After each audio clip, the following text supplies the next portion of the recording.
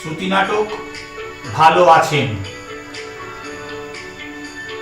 এই যে নরহরিদা, ভালো আছেন? কি ব্যাপারটা কি? আমি পিঙ্কি। তা ব্যাপারটা কি? না, ব্যাপার কিছু না, বলছি ব্যাপার যখন কিছু না, তা খামোখা মাঝে রাস্তায় দাঁড় করালে কেন? দাঁড় করাইনি তো। না মানে হঠাৎ দেখা হয়ে গেল, তাই বলছিল। দাঁড় করাওনি? না। তুমি দাঁড় করাওনি? আরে না। তুমি দস্তুর মতন পথ আগলে রেখেছো। আরে ছি ছি ছি। এগুবার জায়গা জুড়ে খাড়া, আরে ছি। অথচ তুমি বলছো তুমি দাঁড় করাওনি। আমি আমি আমি পথ আগলে দাঁড়াবো কেন? ও খুব সরি, খুব সরি। আচ্ছা এই নিন, আমি সরে দাঁড়ালাম।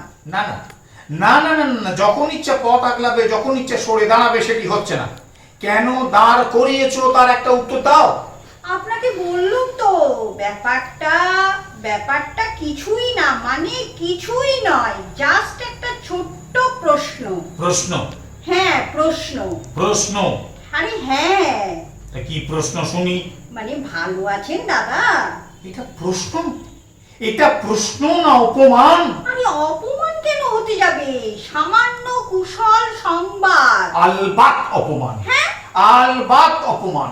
চারিদিকে যা ঘটে চলেছে তাতে কারোর পক্ষে ভালো থাকা সম্ভব? তা বটে, এটা ঠিকই বলেছেন। তা বটে যখন জানোই, তাহলে প্রশ্নটা করলে কেন?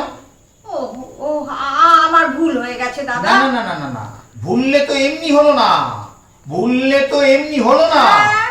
হ্যাঁ, ভুল তো এমনি হলে হয় না, তার একটা খেসারত দিতে হবে তো। খেসারতটা দেবে কে? হ্যাঁ, এর মধ্যে খেসারত দেবার প্রশ্ন আসছে কোত্থেকে?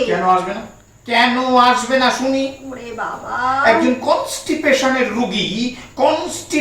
রোগী যা 3 দিন ধরে নো এক্সিট, তাকে তুমি শুধোচ্ছ ভালো আছেন। হ্যাঁ, ইস এই ব্যাপারটা একদম আমি জানতাম না দাদা। আই এম ভেরি সরি, একদম জানতুম না। আমার অন্যায় হয়ে গেছে, একদম অন্যায় হয়ে গেছে। আমি বরং প্রশ্নটা বদলে নিচ্ছি, কেমন? প্রশ্ন বদলাবে? হ্যাঁ। মানে বদলে ফেলবে প্রশ্ন? হ্যাঁ। তা কি প্রশ্ন করবে শুনি? এবার থেকে দেখা হলে বলবো, দাদা আপনি নিশ্চয়ই ভালো নেই। ও তার মানে তুমি চাও যে আমি কখনো ভালো না থাকি? আরে না না, তা কেন? তাই তো আরে না না, দেখা হলে মানুষের ভালো না থাকার কথা শুধলে, মানুষের হারানো শোক, হারানো ব্যথা উঠলে ওঠে, তাও তুমি জানো না? আপনি কি বলছেন দাদা? এই দেখো না আমার হাঁটুর ব্যথার কথাটা প্রায় ভুলেই গিয়েছিলাম। তুমি যেই জিজ্ঞাসা করলে দাদা নিশ্চয়ই ভালো নেই, অমনি ব্যথাটা কেরম চাগিয়ে উঠলো। আমার ঘাট হয়ে গেছে নরহরিদা, এবার থেকে দেখা হলে কোনো প্রশ্ন করব না। ও তার মানে তুমি আমাকে অগ্রাহ্য করে পাশ কাটিয়ে চলে যাবে? ও না না না দাদা, আমি পাশ পর্যন্তই আসবো না। অমুক নজরে এলেই দূর থেকে সটকে পড়বো।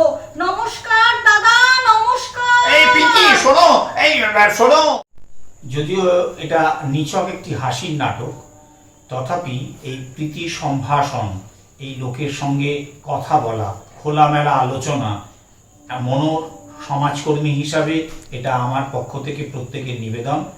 এটা বজায় রাখা উচিত, তাতে মানসিক স্বাস্থ্য যেমন ভালো থাকে, লোকের মন ভালো থাকে। মন ভালো থাকার সব থেকে বড় এবং প্রধান উপায় এই হচ্ছে লোকের সঙ্গে আলোচনা, খোলামেলা আলোচনা। ভালো থাকবেন, পাশে থাকবেন, এবং আমরা চেষ্টা করব এরকম হাসির নাটক এবং এরকম কিছু মানসিক তথ্য আপনাদের সামনে তুলে ধরার।